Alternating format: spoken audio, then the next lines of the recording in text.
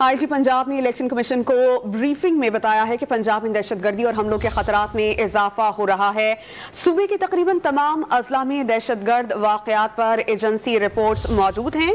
Forces कच्चे समेत कई अजला में ऑपरेशन में मसरूफ अमल हैं, जिसमें 4 से 5 माह लग सकते हैं। पंजाब में इलेक्शन करवाना मुश्किल होगा। इस पर हम बात करते हैं डॉन न्यूज़ के नुमाइंदे इरफान सदोजई से। इरफान, बताइएगा क्या मौक़िफ़ सामने आया है अब इस हवाले से?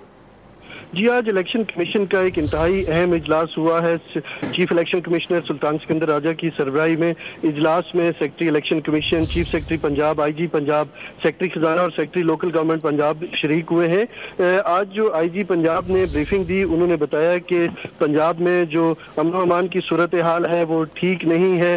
दहशत गर्दी के खतरात और हमले बढ़ रहे हैं। दिसंबर 2022 तक दहशत गर्दी के तकरीबन 213 वाक़यात जो होने थे वो रोके गए हैं, जिनकी हमें पेशगी इतला थी। पंजाब में तकरीबन तमाम अजला में दहशत गर्दी के वाक़यात पर हमारे पास इंटेलिजेंस की रिपोर्ट है।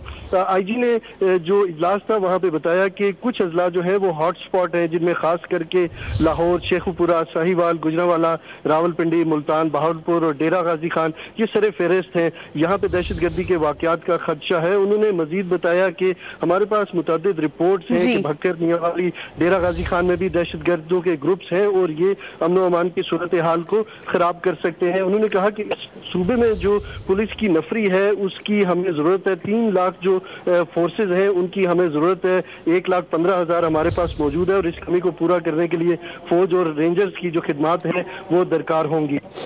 बहुत शुक्रिया, आप हमें अपडेट कर रहे थे इरफान सदोजई। इसी से मुतालिक मजीद अपडेट्स भी आपसे लेते रहेंगे।